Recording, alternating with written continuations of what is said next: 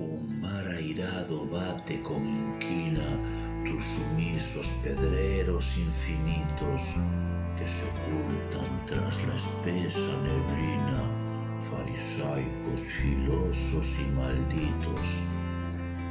Por estos lares el mundo se agota, oteando un horizonte vacío, y es que más allá de esta tierra ignota solo pervive un océano frío.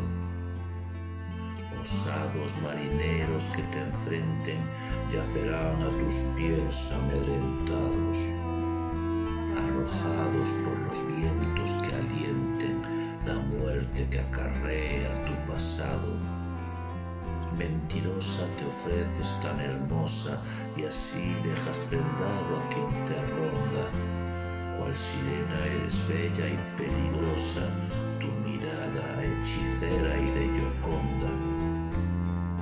Costa da morte que das tanta vida a xentiña que escoita o teu falar, esa xente galega agradecida, xente da terra que entende do mar.